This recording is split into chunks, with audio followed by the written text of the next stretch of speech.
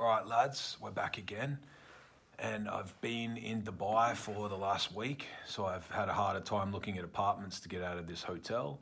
But it's in a junior suite. It's at one of the probably the nicest hotel in Warsaw. It's comfortable. There's a spa downstairs. I like the pool. I like the venue. If you see my Instagram, Stephen Ronald Bell, all one word, you've probably seen me put photos up. It's a nice place. It's very fucking comfortable life. It's easy and it's good. I love Dubai. I was there. I caught up with some very good friends of mine. One specifically that's a fucking very great friend. And it's just good to be able to travel and do things and, go away for a week to Dubai. You can drop maybe 30, 50K and it doesn't really mean anything. It doesn't matter. So it's nice to be able to do that sort of stuff. It's nice to be able to just take time off to do shit whenever you want. I wasn't from that sort of life. I didn't know if I didn't even leave the country until I was, into my 20s. And I'd never thought that I would be in Dubai. I have a friend where we were on a yacht together and he's from a small town in Slovakia. And he was telling me, it's the first time that he's ever been on a yacht. I chartered us a yacht. It was a considerably massive one. And he told me that it's the first time that he's ever been on one.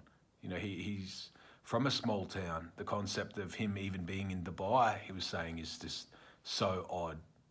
His whole town, he's the only one that's been out that far. And it's interesting with that because from the small town that I was from, I can relate to that a lot. I remember the first time that I was in Dubai, I went out with some friends of mine on a yacht. And then we all jumped in the sea, jumped in the fucking ocean, essentially, out quite far out. And they jumped off the fucking boat itself. I have a bit of a fucking water phobia. So I can swim, but I don't like to fucking jump in where it goes above my head too much, especially at sea. So I jumped in off the back, but it was still considerably fun. I remember when I was out there and I was thinking how I wasn't really meant to be there. I wasn't really meant to get this far, to be this wealthy and fucking doing all this stuff, that I'd be able to just do essentially whatever I want. My life now, I was thinking that again the other night. If you've ever played Grand Theft Auto or those sort of games where you have the infinite money, the glitch, it's a glitch in the game. It's like a cheat code. I have that. I can't buy run around buying fucking helicopters and Bugattis and private jets. But within reason, I can buy everything that I want. I still make probably $1 million a year. So I can buy fucking pretty much whatever I want. Someone messaged me on Instagram and said, oh, can I pay you $2,000 an hour for coaching? And I'm not interested. I don't need the money. I like to fucking talk what I want to talk about and talk pretty much for free. If people watch my stuff, they'll see that you don't really need to pay. You can just take on bits and pieces of what I say and change your life. So let's get into this AMA. I've got probably 200 questions sent to me, but I'll get through them over time, but let's start with women. I got a question let's start with a complicated one. How to implement boundaries in a relationship. And of course, this is incredibly difficult. This is the hardest part of relationships with guys. This is why a lot of guys are fuckboys. If they're honest with themselves, they pretend that they just like to smash a bunch of chicks one time. And, they say, oh, I just want to pump and dump. Because that's the hardest thing, to set boundaries. It's hard to keep a relationship going and a woman listening to you and keep things fucking moving forward in a way that you're happy with. That's the hardest thing. That's why a lot of these red pill nerds, they can't do that. So they say women are sex only because they can't get anything more out of a woman than sex. And that's only sex if they essentially pay money for it. They're providing her all these fucking lavish experiences just so that she spreads her legs. And then she thinks, well, this is just, this guy's fucking just a massive customer. He's paying. He thinks that he can buy me. So I'm going to make things fucking very expensive and I'm going to make things very difficult for him. And I've said it before, when you feel obligated to do something, you've given me X, so now I have to do Y, and that happens all the time, I start to resent that. I don't want to do it. And when women start resenting having sex with you, you've got a fucking massive problem with women. That only part that you can connect with, that's going to be fucking destroyed. Because a lot of you, that's all that it is. All you think fucking women are for is just to have sex with. And that's just a part of a woman. It's a part of a relationship, as I've said before. So how to implement boundaries in a relationship, it's going to depend how long you've been together. if you've been with some woman for 2 years and she's just essentially like running wild, like she's doesn't know any of your boundaries, she doesn't know any of your limits, she doesn't know what you really like or dislike or all these things, it's going to be very difficult for you to set the frame now because it's very free flowing. It's like a video game where she's in fucking like Skyrim or something and she's just had this massive territory, the whole open map, and now you're suddenly going to try and fucking like bring things back in to a frame. That's going to be very difficult. It's of course possible, but you have to set boundaries now and you have to know that you could lose your girl. Like there's a very fucking high probability that you'll lose her. But if you don't set boundaries, you're going to be fucking miserable and unhappy anyway and probably still lose her. You know, the reason why half the relationships in the world end in divorce is because most guys can't set boundaries. They can't fucking say what they even like or dislike. They can't tell her, you know, things that piss him off. They can't tell her things that he really likes or things like that. And the woman's just running around fucking like without any guidance. And then he turns around and says like, oh, how did I get a divorce? Like, how did things fail? You know, I thought just out of the box that she'd just be perfect for me and never do anything wrong. And with women, what they do is they test. They test to make sure that the guy that they're with is still strong. And a lot of guys can set boundaries initially, but then over time they start to fucking cave. And they've had her like this, and then over time she stretches the fences out. And then before you know it, the guy just loses all control and she just blows the fences out completely. And then she fucking starts fucking up and doing shit that's very serious. And then the guy turns around and goes, oh, like she's a hoe, man. She just suddenly started fucking other dudes or started doing shit on Instagram or doing all this other crap. And that's the progression. You know, like nothing, that shit doesn't just happen on the first day. It takes a considerable amount of like expansion on the boundaries. But some guys are better at enforcing it than others. You know, when I'm with a woman, I have a very set framework that she can fucking exist in. And if she doesn't like it, she can go. I don't sit there and be like, oh yeah, if you leave me, I'm just going to bash the shit out of you. I don't work like that. I know that you can't control people or fucking like force them to do things they don't want to do for a long period of time. Like eventually it's going to fall apart.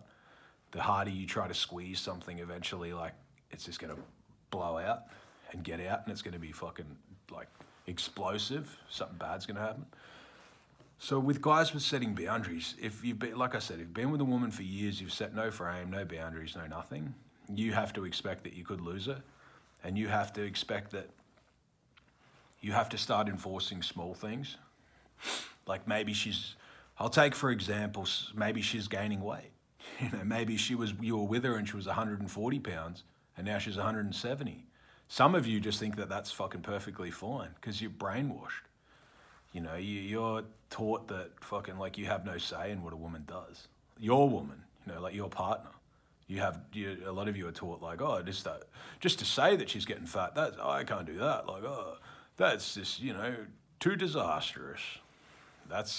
To me, that's incredibly normal. Like if I was with a chick and she put on 5-10 pounds, the chick that I'm seeing now is 105 pounds. If she got to 110, I'd be like, what, like reel it in with the gym. I don't fucking believe the shit like guys that just fucking think that there's some fucking massive doormat and they think that they have no say over what a woman does. Like she's a representation of you. If I'm walking around with her, I don't want to walk around with a whale. You know, I don't want to fucking see her blow out to 110, then suddenly she's 130. And then I'm like, oh, now I have to fucking do something, you know, drastic and tell her to fucking stop eating for a month. Because that's like, she's fucking blown out. You know, like that's a lot harder now to control. It's easy to control when it's a small thing. Like it's easy to say like, I don't fucking like this, like you gaining weight. I like you at this size. She should want to fucking make you happy. It's not about running around and fucking being some blimp rolling through the fucking sky. Like it's not it's a very Western concept that like your body is just some fucking like massive toilet. Like you can just eat fucking Wendy's and all this garbage and crap and like have zero self-respect and just like treat your body like some fucking massive theme park. That's very like American Western concept. In the rest of the world, being thin for women is very, very important. You know, you walk around Poland, you don't see fucking whales. Like I go to the coffee shop and that there and I'll be like, there's like 2 or 3 women here that are beautiful. And that's just a random coffee shop at the middle of Warsaw. Like it's very uncommon that that would happen in like America or Australia. I would walk in and most of the girls would be complete whales, out of control, pretty much sitting there with like the cream from the coffee, like, it's just normal. Like it's just some fucking like massive rush to just treat your body like, yeah, just like a giant urinal. Like it just to fucking fill yourself up with sugar and garbage that's just perfectly acceptable. But that's not how it is in the real world. So if I'm with a chick and take it for example that she's gonna fucking be gaining weight or doing all this crap, I'll say that it's unacceptable to me. Like I'll say that I care about you, I don't want to see you unhealthy. Like if I don't care about her, I wouldn't give a shit if she put on 50 pounds, but she wouldn't be with me. But I wouldn't care about it. She's my responsibility. And the only way to look after someone is to be honest with them. That's how I view it. So I don't fucking lie to her and be like, yeah, you know, just keep blowing up or like gaining weight or doing all this weird shit. Or like, if I'm with a girl and she's even says to me like, oh, do you think that I should cut my hair or something like that? And I think that it's going to make her look worse. I say that I don't fucking want her to cut her hair. I like girls with long hair. I think that's pretty normal. You know, I don't do fucking this shit that just like, oh, if you want to do it, baby, just do it. Because I know that that just breeds resentment. And she thinks in her mind like, oh, this guy's just pretty much a cuck. Like I can just steamroll him with whatever I want. A lot of women, and I'm not saying all or all the time, because some of you will fucking take it to the absolute extremes. But a lot of women in general like to be fucking like, think that the man's at least partially in control. In a safe way. I'm not saying that he's in control of her fucking like bank accounts and all this crap. I think that women should have, you know, still freedom of fucking financial and all that other crap. I don't think that you should completely control every part of their life. But I think that there are a considerable amount of women, maybe not in America and places that are like a fucking zoo in the world, that essentially you see Americans rolling around, they're the least respected people in the whole world. I see fucking countries that are third worlders and I'll still see Americans and be like, fuck, they're the most annoying people on the fucking planet. They're talking about politics, they're talking about garbage, just crap that they read on CNN or heard on the fucking BuzzFeed latest clips. Sitting down in fucking the hotel the other day here, sitting downstairs, and then I just hear someone ranting about Putin and the war and all this crap, and there's with a Ukrainian girl, and there's a lot of other fucking Ukrainians there, like they're very fucking obvious that they're not happy about the war. And then there's this fat American just talking loudly garbage, like about the war and giving his opinion and all this crap, and like, yeah, Putin's a fucking hero and he's doing all this crap. And that might be like that might be true, but still, you gotta have some fucking like awareness. Like you can't just upset probably 20 or 30 people that were listening. Like, you got to have some sensitivity that there's fucking, like, they're at war with both sides. So it's very American to just talk a bunch of fucking garbage and think that there's going to be no consequences because the whole room dislike that guy. And it's very American to think, like, that you can have a fucking opinion on the war and things like that because you're used to being in a safe place. If you run to Russia or somewhere and think that you're going to run around talking garbage, you find yourself fucking in a hole. Like, there's no fucking, like... I was in UAE, and I love that place and things like that, but there are things that you can't say there. That's normal. You know, that is how it is in a lot of the world. You know, there'd be China or other parts of the world. There are topics that you can't talk about, and that's normal. That's the way that it should be. I know that America's obsessed with this freedom of speech and crap, but a lot of the crap that they're told is freedom of speech, they just end up talking a bunch of garbage that they read on CNN. A lot of guys will think that, like, if they have an idea what's happening with the war, just because they read a bunch of crap, like, they don't understand that the corporations and that are the ones spreading the fucking news. Like, they dislike CNN one day and say it's garbage, but then they'll quote it the next day if it, like, collaborates with what they believe. A lot of people don't understand that with war and things like that, and why, like, political matters and that we as people only see at most like 1 or 2% of the chessboard. So to have an opinion on something you don't understand, it just makes you look like a fucking retard. Like, it makes you look incredibly fucking dumb. A lot of guys think that just because they have some information in their head that it's valuable, and it's not. Like, a lot of what they think is just some crap that you could have just read in a fucking news article. They don't understand that, like, war and politics is a game of insiders. How could an outsider, no matter what, ever understand what's happening, like in reality. So just to think that you have a fucking like idea is just so arrogant, but it's extremely ignorant, because people that actually like fucking would know would be like, who is this idiot? You know, he's talking about something that he could never understand. So back to women. Of course, that's a fucking rant, because these Americans do piss me off. But back to this fucking women. You know, you've got to be able to set boundaries in that some things you don't like. And it might be, if you've let it go for years, it might be now that you have to fucking make a stand on some specific issue that's annoying you. Maybe she watches a certain show that you don't like. Maybe you fucking tell her like, oh, I've had a long day. Can you like give me a shoulder rub or something? And she pretty much tells you to get fucked.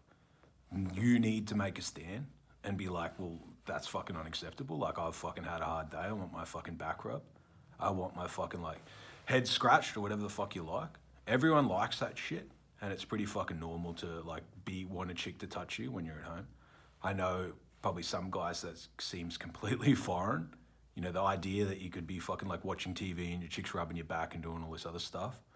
That to a lot of dudes is like, well, it should be equal, man. I should be rubbing her back. But I'm fucking doing most of the work. So why the fuck would you not rub my back? I'm doing fucking 80% of the shit. So again, you probably have to make a stand. If it's been going on too long, you have to pick one issue that specifically annoys you and then fucking make a stand on it. It's like a battle. You know, you've been at battle and you've been taking massive amounts of casualties and you're getting like enveloped, like they've circled you and they're forcing a fight and you have to fucking force it on your terms. You have to find one issue. You have to hold one city and be like, it's all gonna fucking happen or end here. Like, I'm either gonna fucking win the war or I'm gonna lose, but I'm gonna lose right here. That's the best fucking move that you have, because you're gonna lose anyway. It's like you're playing chess and you're just slowly getting fucking like taken over. And you're not ready to fucking just like rally the troops and just fight. So what you'd have to do now is, if it's been going for years, pick one issue and then make it a fucking, that you're ready to fucking like break up over. And she'll catch on and be like, all right, this is serious. You know, I have to either change my behavior and like relent, or we have to break up. And that's the best thing that could happen for you. If I'm with a girl and I say to her, like, I want a back rub, I want a coffee, I want to fucking get like a Coke Zero or fucking water or whatever the fuck I want. And she's like, gives me any fucking attitude about getting it, I'd dump her on the spot. I would either be like, you know, this is complete fucking bullshit. The fucking attitude, I don't fucking like it. Or if it progressed, I would just be like, well, get the fuck out of my house. We're fucking done. Because I don't give a fuck. Like, I'll kick a girl out on the street. It really doesn't worry me. I'll throw her shit out the window. I don't care. Like, if she doesn't fucking listen and she wants to fucking be like ungrateful, that's fine. Like, I know that it's a privilege to be with me. I don't sit there and pretend that it's fucking not. She knows that, or she fucking needs to. Like, if she wants to fuck around, there's consequences. And I'm not saying you're gonna drill her head through the wall or something like that, but you can kick people out, you know, tell them to get the fuck out of here. That's the way that life goes. But some of you are so scared of making that final stand because you're scared to lose. Like, some of you are scared to lose the woman that you have, even if it's a shit one that doesn't fucking listen to you, and you're just gonna lose her eventually anyway. When you're more committed, older, have less going on for yourself and less opportunities to like fucking find another one, that's when you'll lose it, when your value is at its lowest. Because a lot of you think that when you get old, like, that your value is just fucking rising all the time.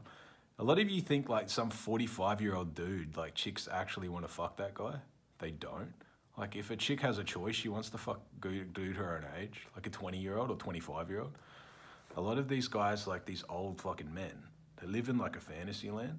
Like, guys think that, yeah, like a lot of guys think that they're out of shape now. Like, they're fucking 30 years old with like a little bit of a belly and they look like they're like 40. And they think that when they're 45, like, there's going to be drowning on unlimited pussy. And that's a fantasy.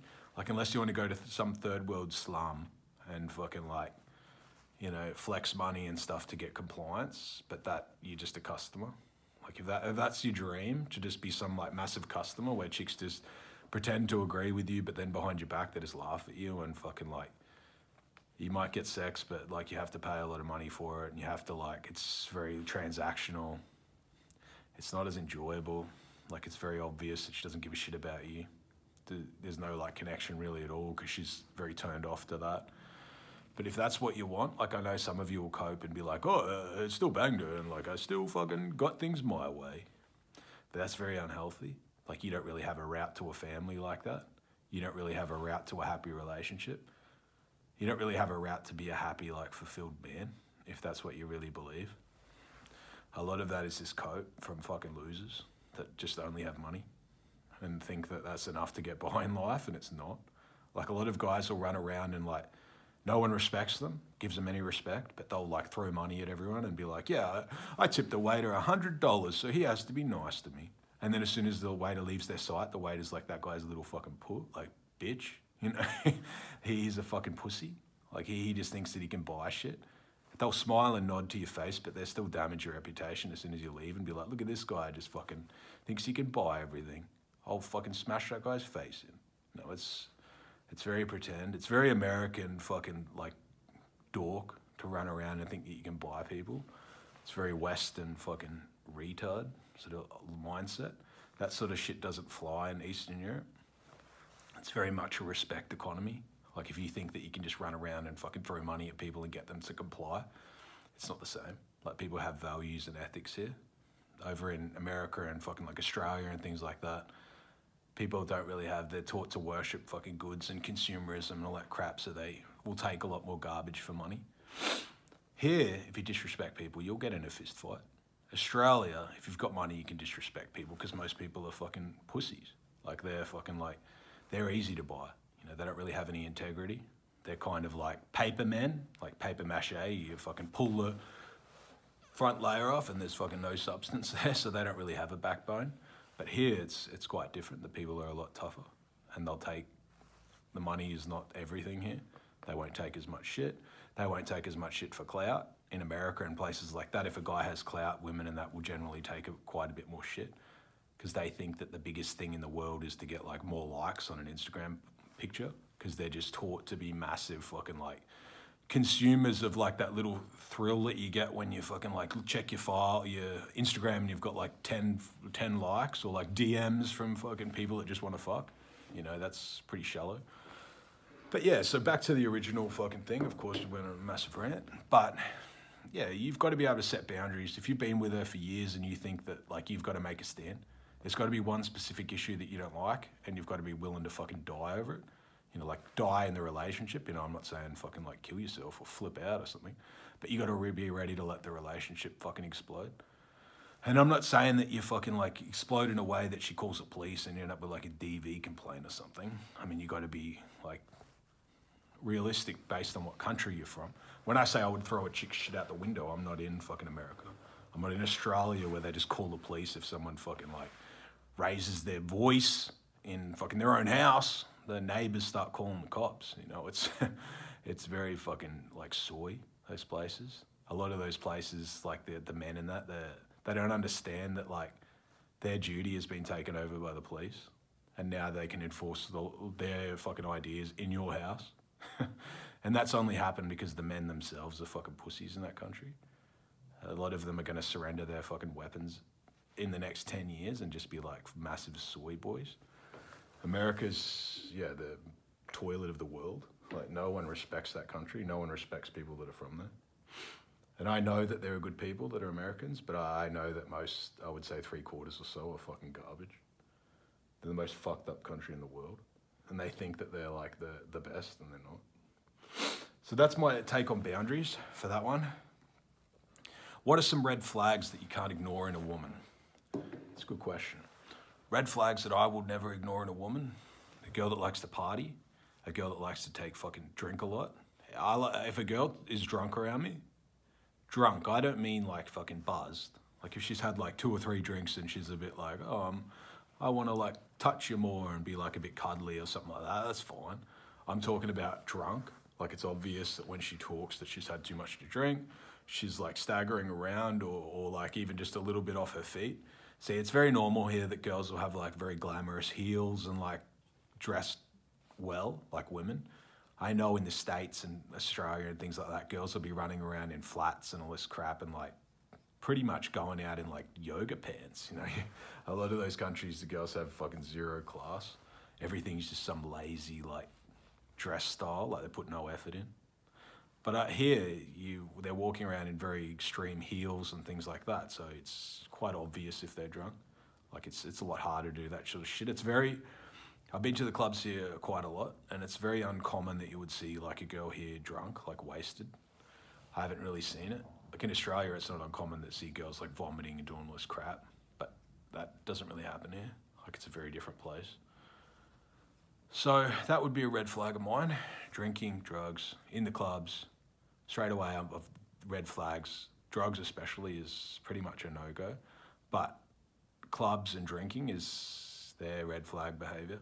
Because it depends what you want. If you want some club rat that just bounces table to table and, you know, she's partying with you and fucking you this week, but then she's like on the next table fucking some other ball on the next, like maybe that's what you want. You're always going to be in that like flex game and that rat race. So I don't really like girls that go to clubs. I like girls that go to the clubs maybe like once or twice a year. That's fine. But a lot of you think like you're with some club rat that just goes to the clubs every week, like it's the biggest thing of her life. And you don't understand what alcohol and that does to the brain. Like it's a depressant.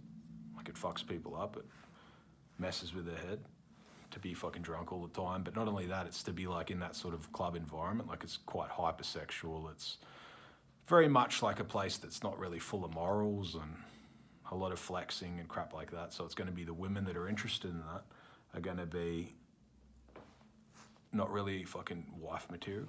And when I say wife material, I don't mean running down the aisle, but I mean like serious relationship potential. A lot of those girls, yeah, they're going to be fucking like have, again, very little substance. A lot of the guys in the club flexing are fucking like just cardboard cutouts. They're flexing because they've fucking got no depth again. So yeah, those are massive red flags. Another red flag would be that she's been with a bunch of dudes. Another red flag would be if any of her exes are fucking criminals, to me. Another red flag would be if she's like taking a DV on an ex, or she starts talking to me about abuse or any of this other crap that she's had, or like, oh, I had all this trauma from an ex. I know that that's fucking bad. I know that chicks, if they're specifically older, can have built up bad experiences with dudes. I know they can take it out on the next guy. I know that she can project what she saw in the ex onto the next guy and like fucking fuck you around. So that sort of stuff I don't like. That's why I don't really go for women if they're like older. I mean, are some exceptions if they're like fucking very beautiful, but also like have the right qualities. I can do that, but normally I only like women up till maybe like 24, 18, or probably not, maybe 20 to 24 is perfect for me. Normally, I know that I do go outside that line sometimes to the upside, but not that common. So that's red flags for me. Red flags for me are obviously like 2 kids or something, 2 different dads. That's very fucking not good, because it's easy when a woman's got 2 kids to have you be the 3rd kid with the 3rd dad. I don't want a bunch of fucking kids running around from like one-night stands or short-term relationships. That's garbage. I don't want some disjointed family rolling around. That's very fuckboy. Like, you gotta give a shit about your kids. You can't just like throw them out in the wild and just expect that they're gonna be anything other than fuck-ups. That shit's important to me. So yeah, all those things are a big deal. I know some guys are like 45 or something, that they're not really gonna meet too many women that are not like a mum. Like if you're a 45 or 50-year-old man, the concept of meeting a woman that doesn't have a kid is getting quite low. So I know that for some dudes, that's the fucking way that it goes. But again, I would look for those sort of red flag behaviors. If you're 50 years old and your girl's 35 with a fucking kid, sometimes that's the game. You know, once you get to that age, I mean, a lot of people do have fucking kids in the past and exes and ex-fiancés or ex-husbands and crap like that. And you just got to pick the best of a bad bunch. Sometimes you're looking at the tree and half the apples are rotten and the other half are like got a bit of like browny fucking stain on it. You got to just pick the best one you can and like dust it off and take what you can get. You got to be realistic with what you deserve. You got to be realistic with what you can get and what you can keep. See, a lot of you don't understand the difference between just getting a fuck one time by lying to a chick 1,000,000 times and actually being able to retain it. A lot of you think that, like, yeah, you just think that short-term stuff's the way that it goes, and it's fucking dumb. Like I've said 1,000,000 times over, why it's stupid. What role does status play in the dating scene, and how can someone gain more status? Is Status is very important, specifically if you take her on dates into venues, specifically early on. If she sees people that are comfortable with you, like you walk into a restaurant or something and the waiter or something's like, oh yeah, Stephen, how you going? That's important. Because then she thinks like this guy is not just a somebody, but he's like a guy that I'm safe around. Like people know him, he's got a fucking resume. He walks in and people actually know that he exists. He's not some fucking serial killer from the basement. So yeah, it is important. And then you go to the clubs or somewhere like that. The clubs, it's extremely important. If you get girls, bottle girls that are hot and like the management and staff and that come out and talk to you and they're very respectful and things like that, and it shows that you're somebody, that's very important because a lot of the girls in the clubs are looking for that. Their dream is to be with some fucking like guy that she stands next to and gets heaps of attention as well.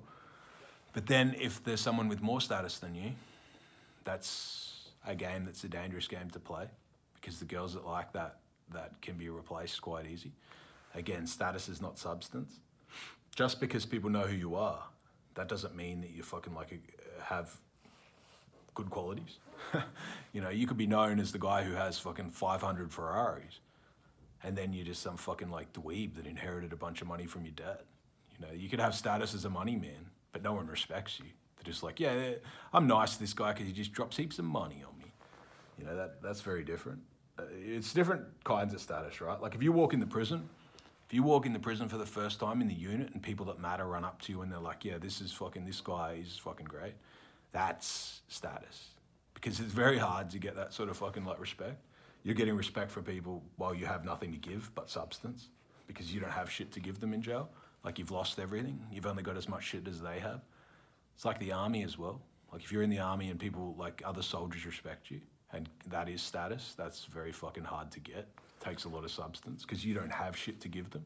It's only shit that was inside. So that is a massive difference than just being some dork that gets a bunch of fucking looks at the club because fucking he drops $2,000 tips, you know, and then as soon as he leaves, they're still like, yeah, I don't like this dork, but you know, we just put him in the best booth because he pays fucking heaps of money. That's not the same. And I know like these fucking red pill dorks will be like, oh, it doesn't matter, I still got the same treatment. It's not the same. A lot of these guys don't understand what it's like to be respected. They don't know what it's like to walk in the club and the most dangerous people there pull you aside and shake your hand. They don't understand that like it's very easy to see people that are fucking respectable. If you're from the street and you see these fucking nerds, it's very obvious that they have no substance. It's very obvious to me. I was at a yacht party the other day. in Dubai. Got invited to it by a friend of mine. Then it was a good event. There were some fucking exceptional guys there. Certainly guys there that were above my level. But there were a lot of fucking guys there that were just complete fucking geeks. You know, they're on the boat because they have money. They're on the boat because they fucking, you know, their dad's someone or like they've made money in crypto or some other crap, you know. And it's very obvious who has substance and who doesn't. And I was on the boat, this yacht, and I met these two guys that were pretty much hosting the fucking event. And I said to one guy, we're in an industry where we could have worked together and I could have helped them. They could have made a considerable amount of money. But I talked to the main dude, he hosted the event, and we were gonna meet up and fucking discuss business or whatever a few days after that. And I was with a chick, I had a chick with me. And then as the night progressed, this guy's drinking, and it's a big yacht, you know, it's a big boat. And then I see the guy staring at the girl that I'm with, the guy that I was gonna do fucking business with. And not only that, I see him just being a general fuckboy, running around hitting on everything that moves, and just being some fucking like annoying little pest. And then I didn't fucking respond to any of his messages. You know, I'm not gonna fucking be disrespected. I don't need the business. You know, I don't need business of some fucking retard running around that has like very low morals and doesn't understand the code of men. A lot of people think, yeah, if they think that just because they have money and they can host events that it's like impressive. It only impresses a very specific woman. Like he had no success with the women even though he hosted the event. He was like, the women there were pretty much just treating him like a fucking customer. They'd only talk to him and get his details so that they could get on the yacht again. Like that's garbage. Like being treated like that is trash. I was with a girl who could have been like a supermodel equivalent. So again, like it's just substance takes over. Like it's very obvious to me when I look at people. If I'm on a yacht and I look around and there's like 30 dudes on there, I can tell very quickly who has substance and who doesn't. Some of the guys had a lot of substance on that yacht. Some didn't. I would say some did, and most didn't. You know, it's very obvious to me. It's very obvious to me when we talk and things like that, because I think, do I want to keep talking to this guy? Does he have anything really to talk about that's interesting, or is he just talking about fucking garbage? Like how much money he has and all this other crap. Because that shit doesn't impress me. I have money too. And here's another one, a woman one. Is it easier to get women when you're rich? I think it's definitely easier to get women. It depends what you want. Is it easy to get pussy? Yes, because you have a lot of money that you can use as utility to provide more fun. My net expands a lot. If I want to go on dates and just want to take chicks to the best restaurant in town every night, I could have unlimited women. But again, is she with me because she wants to go to the fucking Nobu or something? Or is she with me because she's like, I like this dude? You know, like I could see fucking that I really like this guy. I don't want to just hang out with chicks that only see me as some fucking giant dollar sign on my face. You know, that's low value to me. You know, I'm from fucking the gutter. Like, I'm from streets where I had like, you know, I'd be out on a date and my bank account's in the negative. Like, I've got negative $50. I'm thinking like, fuck, I have to get paid like at midnight and then I can buy a drink. And then I'd get paid, and by the time they took money out and shit, I'd have fuck all money again. Like, I'm from that sort of fucking life where I'm on a date and I don't even have enough for jack shit. I'm walking through the park thinking like, how do I even get this chick like an ice cream? Like, I've got fucking no money. And I would still be with chicks that were hot and into me. They weren't fucking like 8s and 9s, but they were still like 6s and the odd 7s. And I was just a young kid. Like, I didn't really have a lot of value. Now I know that if they stripped everything from me, I could still fuck 8s. You know, I'd still be hanging out with girls that are 8s out of 10. I'm not the dude that runs around with 9s and 10s. I'm just not. Like, I know that. I know that I can get up to the 8s and sustain an 8. Like, I can keep an 8 with me and happy and being like, yeah, I love this guy. But the 9s and 10s, like, they're for a very specific guy. They're for like the Dan Bilzerians, the like Tristan Tate and the Andrew Tates, like guys of that level. They're not for guys like me, and probably not for guys like you. It's just the way it goes. You just got to accept that. So yeah, it's easier to get girls with money, but again, it depends. If you just want to get laid, it's easier. But chicks will probably be like, oh, I want to get pregnant with this guy. You've got a lot more shit that you have to worry about. When I was sleeping on the floor, I never had to worry about chicks wanting to get pregnant because I didn't have jack shit. They look at me and they're like, this guy can't sustain a family. Like, why would I want to fucking have anything long-term with him? I just want to fuck because it feels good. Like, I know that at that point they were with me just because the sex was good. And like, they know that I have substance too. Like, I'm looking after them physically. I'm not saying that I'm looking after them financially. That's what customers do. Like, that's what fucking like ATMs do. If you think that you're with a girl and you're paying all their bills and crap like that, you really need to have a hard look in the mirror at yourself. Like, are you like a sugar daddy? Or are you like in a relationship with a girl? Because if you're paying for everything, I would say that you're probably a sugar daddy. And that's quite sad. Unless you have unlimited money. If you're a guy that's got like hundreds of millions and you're like, oh yeah, I don't care if I pay like $1,000 a week to a chick. Well, I can understand that because it doesn't really mean shit to you. But a normal dude, like paying all his bills and crap, I think that's pretty much garbage. All right, let's go to the fucking prison. How should the average person conduct themselves around street guys? It's a good question. If you're an average Joe and you're around criminals, like actual fucking active criminals, not some dork who's running around selling a few sticks of weed, like that's not a criminal, that's like a petty fucking criminal, stealing garbage and fucking doing a bunch of little street garbage. But if you're with actual gangsters, mafia, people that fucking like value their reputation, like if someone disrespects them, they have to react. Like if you're with someone you like that and you're around them, understand that if you're fucking rude to them, they will attack you. It's in their fucking interest because they see people look at that and you disrespect them and other people see it and they're like, well, I have to respond.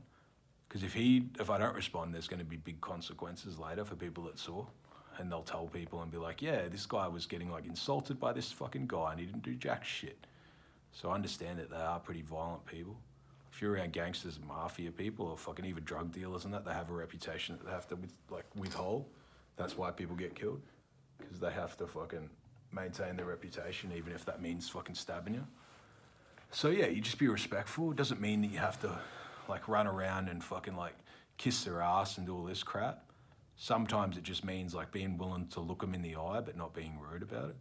There's no reason to treat someone different. Just because someone's got tattoos and crap like that, that doesn't mean that they're a different person. Like if you throw me in the ring, I'm covered in tattoos, I'll still get the shit bashed out of me by someone that can fight. You know, everyone still bleeds the same, everyone's still much the same person. It's just, I used to get it if I'd go to like a boxing gym or something, people would be shit scared because I'm covered in tattoos, even though they could fight.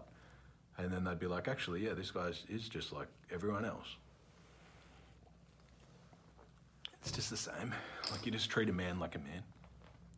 But if you're fucking like, yeah, you just understand that they do have a reputation that they have to uphold. So if you're disrespectful, like rude, or you want to accelerate things to violence, like there will be a lot of violence. Like if you go to a mafia dude or something and think like, oh, I'm just gonna like get aggressive with him or something, they're fucking very aggressive. You know, they'll probably stab you to death maybe. Like it's completely different.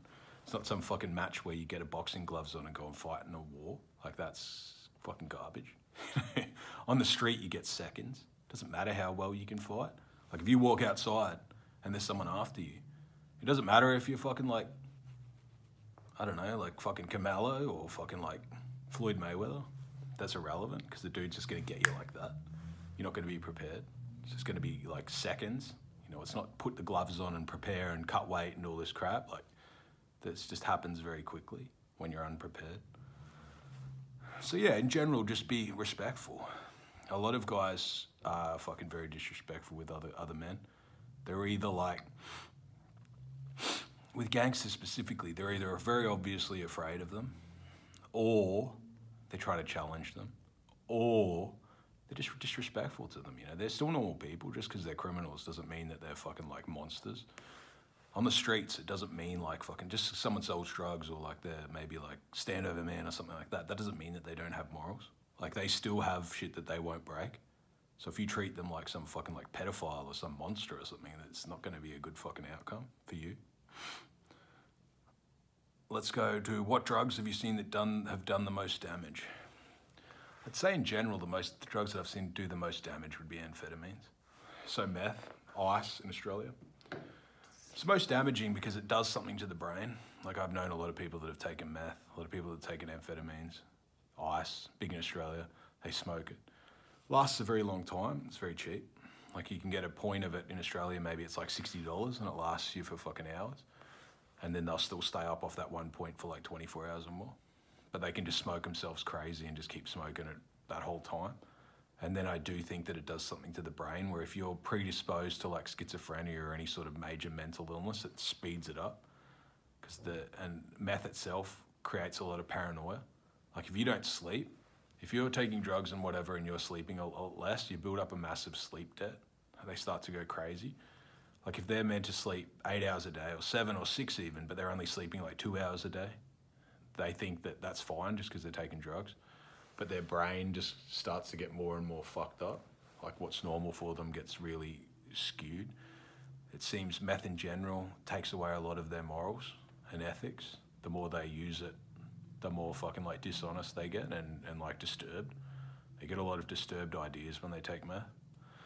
I've had a lot to do with meth. I was never like some fucking meth fiend, but I've seen a lot of people destroy their life on it. I've seen the drug, you know, hundreds of kilos of it up close. You know, I know what's in it. I know what they do to make it. I know fucking how they turn the oil into the actual fucking gear itself.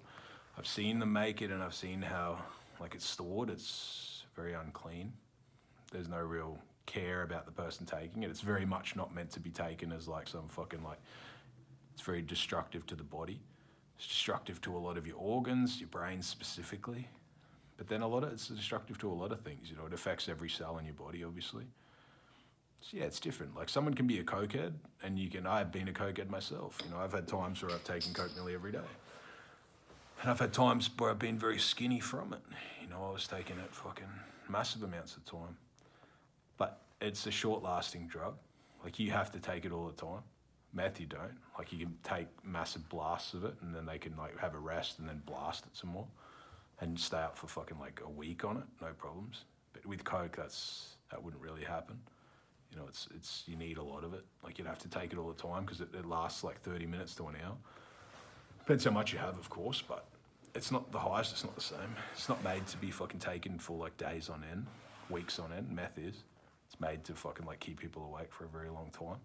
And it destroys their brain in that, yeah, they get a lot of fucking like disturbed ideas. They can get quite psychotic. They can not be sleeping. They can get like a lack of empathy if they start taking it. And a lot of them seem to get like more down to scam people or rip people off or hurt people. So I think that it is a very destructive drug.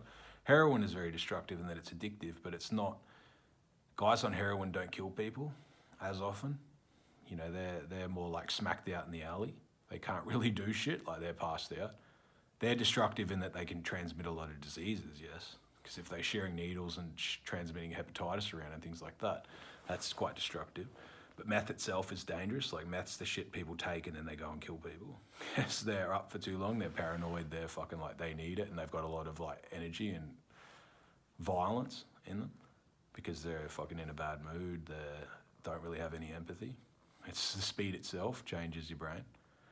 I mean, I think that they were using it in World War II to give to the Nazis. I believe that's where it all started because it's keeps you up, keeps you going. It's great for soldiers in that it's fucking like numbs your pain, keeps you pushing forward, keeps you in like the trenches where the conditions are really terrible, but still keeps you focused on your fucking job. But it's very bad long term. It's not something that you're meant to take like for years on end. It's something that you would give someone for a brief time in massive amounts and they would eventually die. So it's like giving them a fucking massive adrenaline shot so they can fight harder until they die.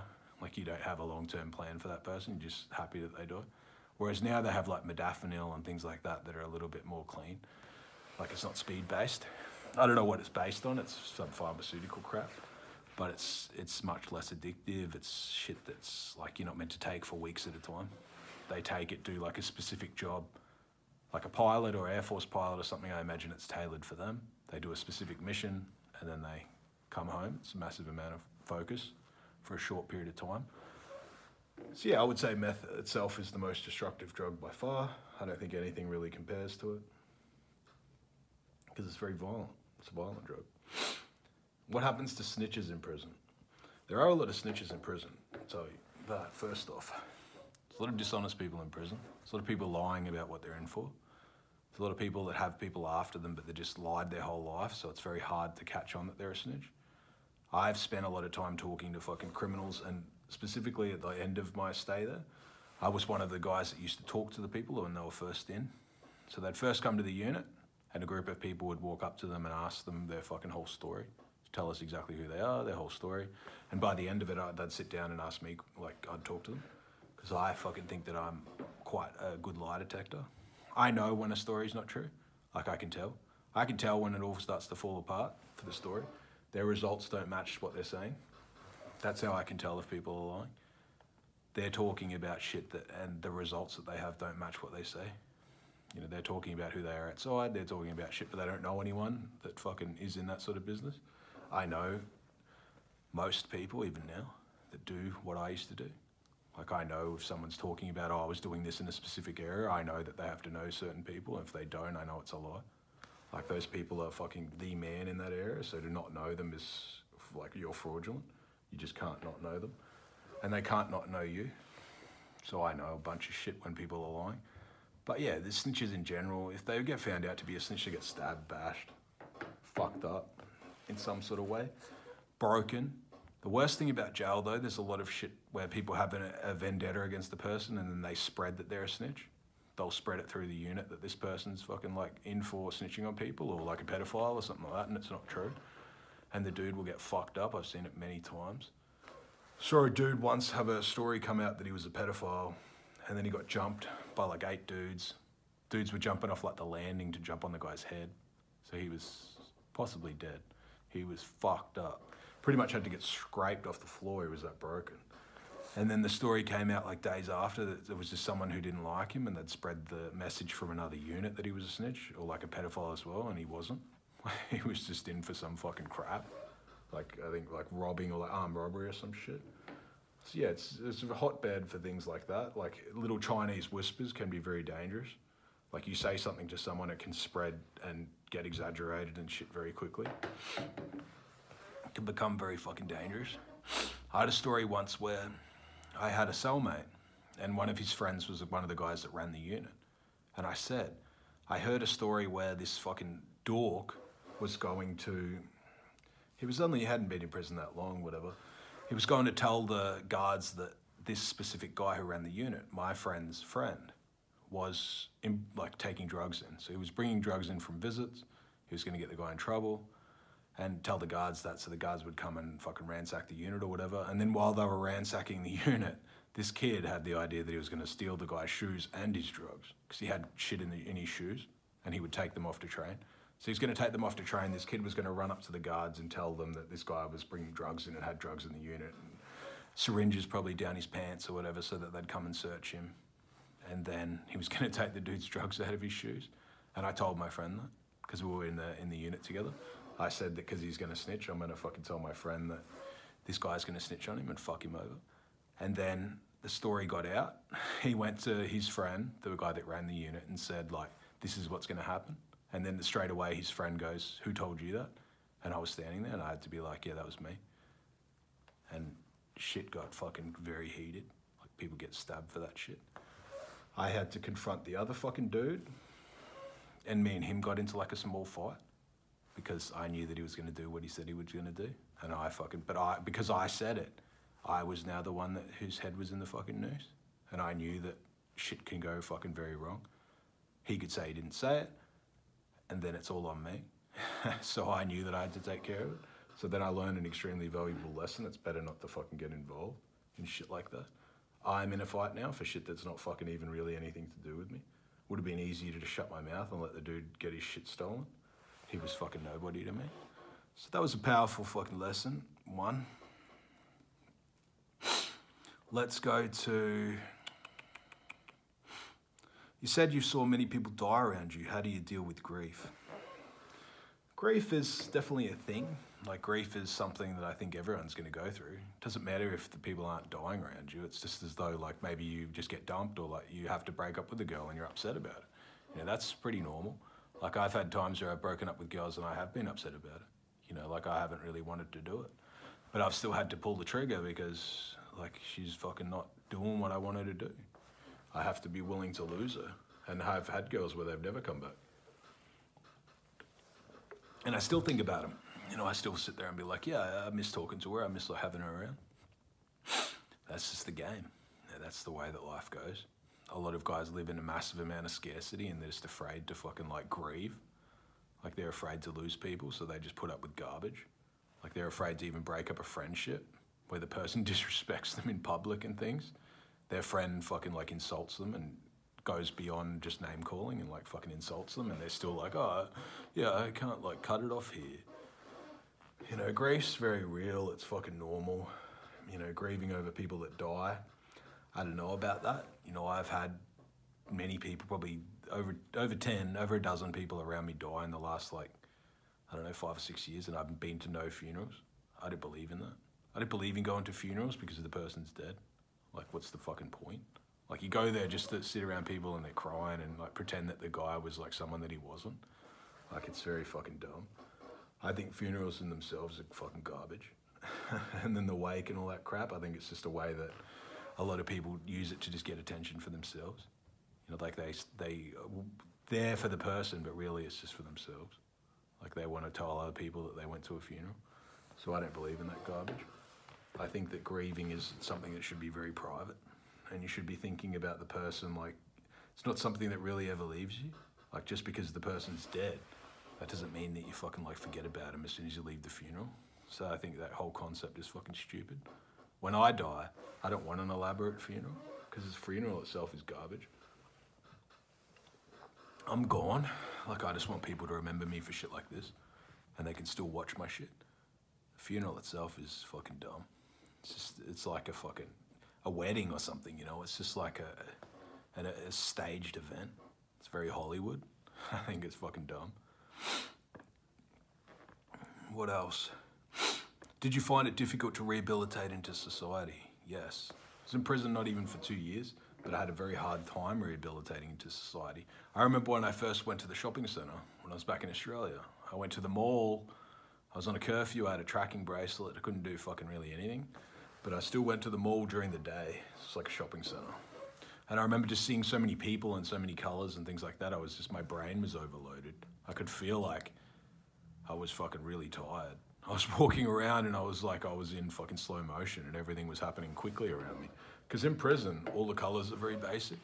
Like you only see greens, fucking grays. In the unit itself, green, gray, and like an off-white.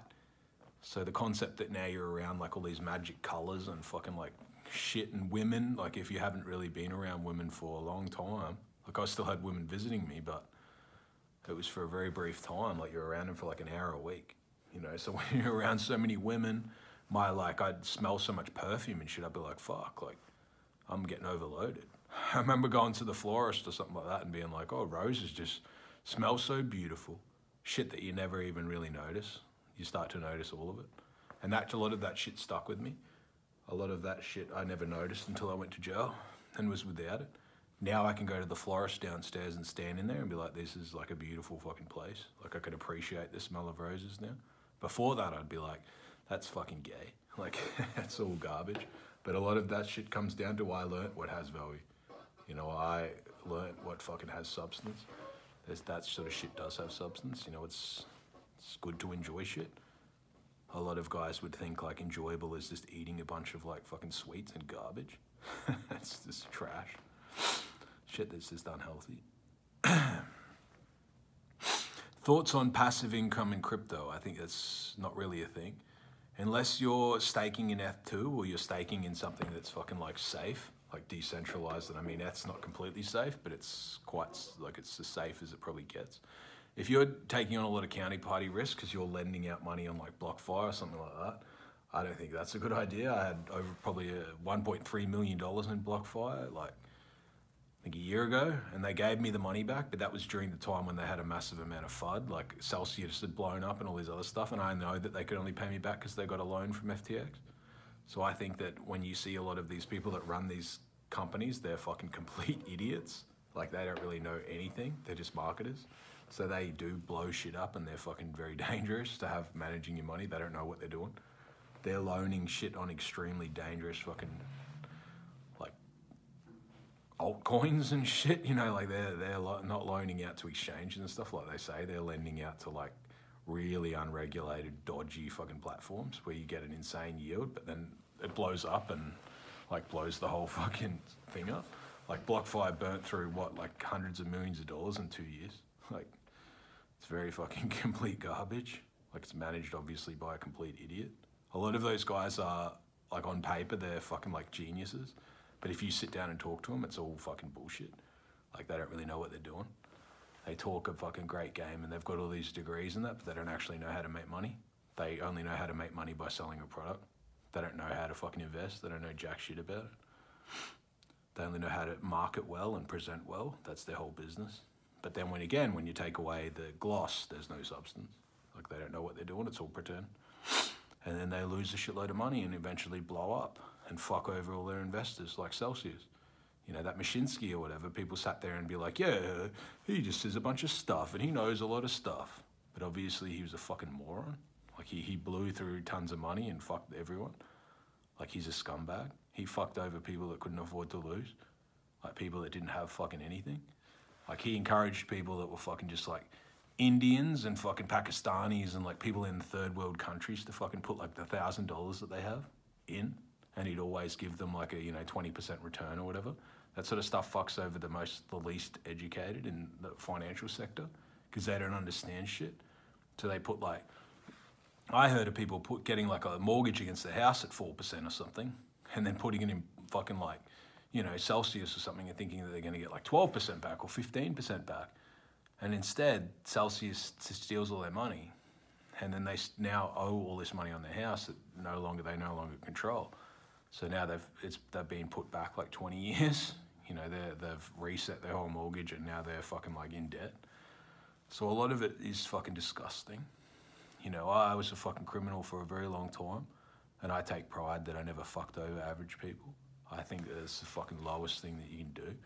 It's the lowest thing in the world to fuck over people that like can't afford to lose. Like I sold fucking drugs to junkies and things like that, but that's their own decision. Like it's their own decision to fucking take drugs. If I don't do it, like someone else is gonna do it. if I don't facilitate that access, it's just going to happen to someone, like someone else is going to facilitate it, so it may as well be me. Because I know the shit that I sold didn't hurt people. Like, I'm not fucking cutting the shit with fentanyl and like fucking garbage synthetics that just kill people. Like, I'm making shit the right way. It's not dangerous. Yeah, of course, it's still an illicit substance that might overdose. Never happened to anything that I gave out, but I know that it's clean. Like, I'm fucking watching it. So I know the shit that happens. But then shit like that, like you're fucking over people that can't afford it. You know, if you're fucking over retail, like there will be fucking massive consequences. That scumbag like Mashinsky, like there fucking will be consequences to someone like that. It doesn't matter if you fucking like don't go to jail. Like there will be fucking something will happen to that cocksucker. I'd spit on that cunt if I see him. Even though I didn't lose a penny. Because I know that he took money from people that couldn't afford to lose. That's fucking disgusting behaviour. So there are consequences to shit you do. How should the average person protect themselves from a recession? The average person should protect themselves from a recession. I think it's getting a bit late.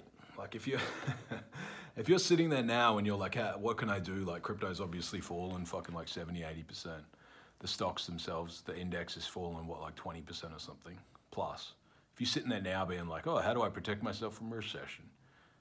You've kind of fucking like, you're a year too late. Like I was selling Ethereum a year ago.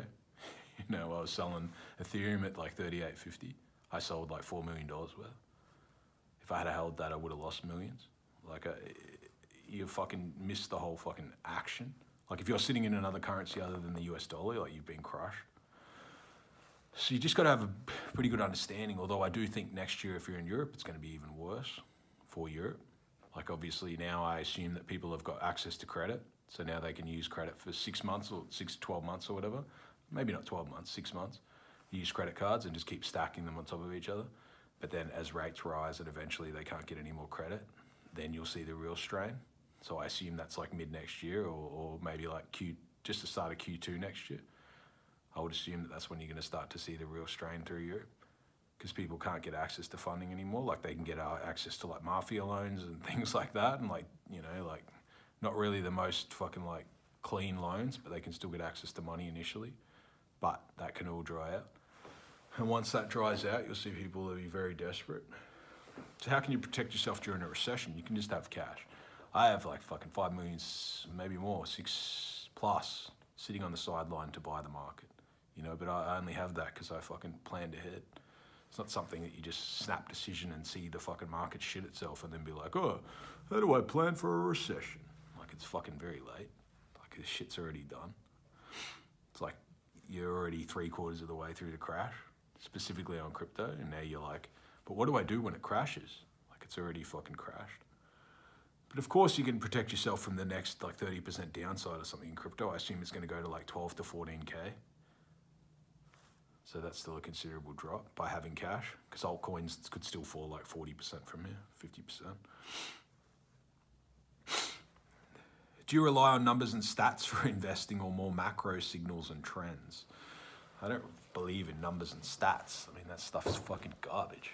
It's what fucking theorists talk about. I mean, a lot of these economists and things like that, they know the cool words to say, but they can't make money investing. They make money selling books and information.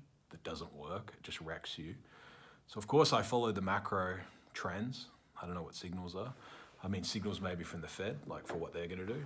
But trends I follow historical trends. I know that when I check the index for the last fucking 100 years that, or fucking 60, 70 years that it's up. So I don't sit there and think how can I short the market because I know that it's manipulated to the upside. I don't sit there and be like fucking angry at that. I know with crypto it's manipulated to the upside as well. So when I'm shorting it, I know that I'm like skiing uphill. Everyone's incentivized for it to go higher.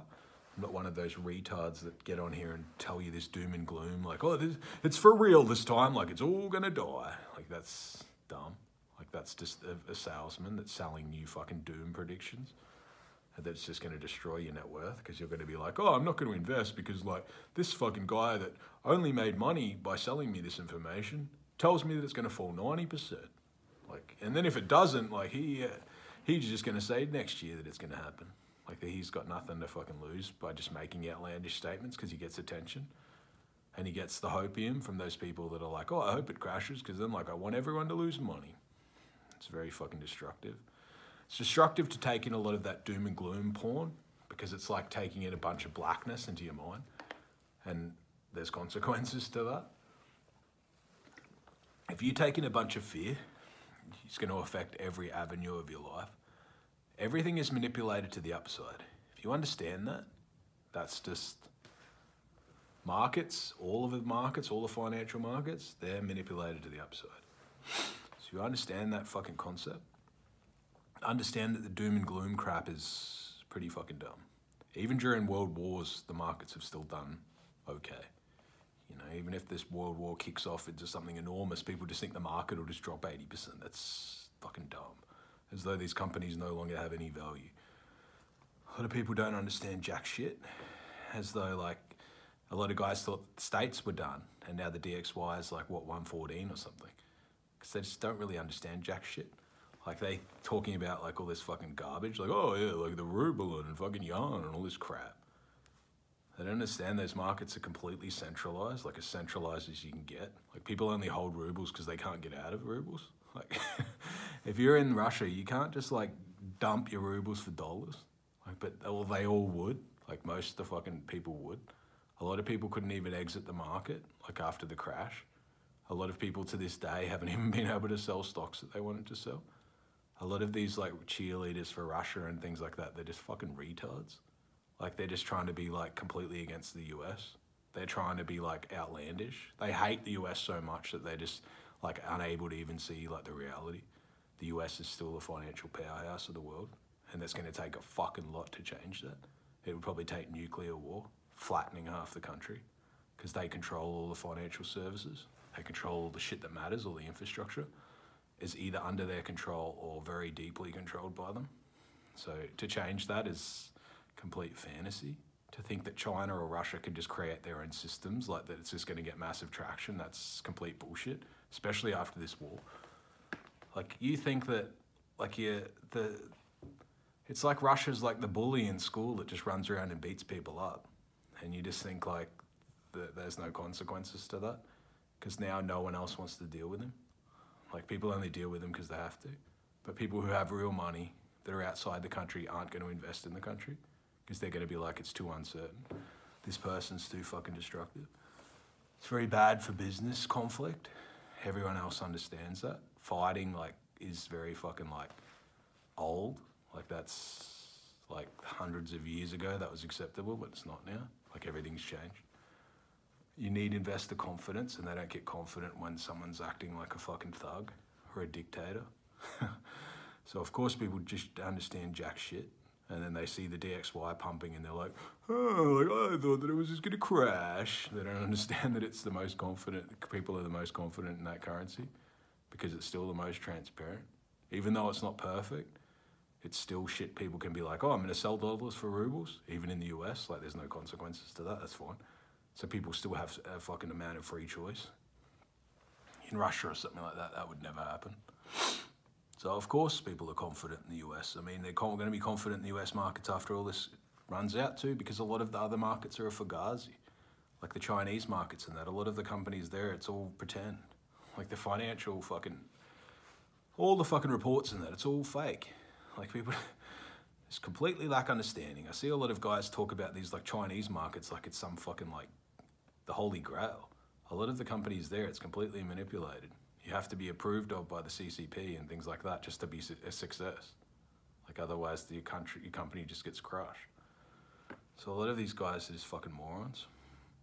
Again. What else?